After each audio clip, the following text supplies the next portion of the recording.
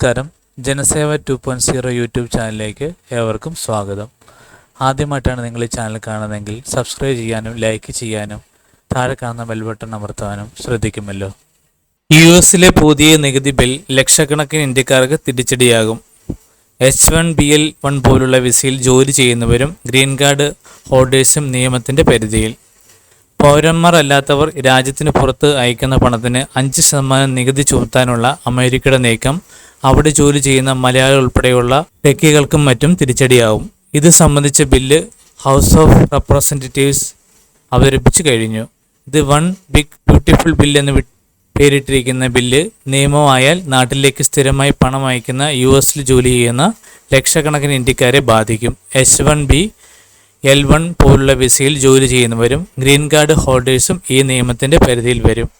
ഇവർ അയക്കുന്ന ചെറിയ തുകയ്ക്ക് പോലും 5% നികുതി ചുമത്തും. പണം അയക്കുമ്പോൾ തന്നെ ട്രാൻസ്ഫർ ചെയ്യുന്ന ബാങ്കോ കറൻസി എക്സ്ചേഞ്ച് ഹൗസോ ഈ നികുതി പണം അയക്കുന്ന ആളിൽ നിന്ന് ഈടാക്കും. ഇന്ത്യൻ പൗരന്മാരാണ് അമേരിക്കയിൽ നിന്ന് ഏറ്റവും കൂടുതൽ പണം അയക്കുന്നത്. വിദേശകാര്യ മന്ത്രാലയത്തിൻ്റെ കണക്കനുസരിച്ച് ഏതാണ്ട് 45 ലക്ഷം ഇന്ത്യക്കാരാണ് അമേരിക്കയിലുള്ളത്.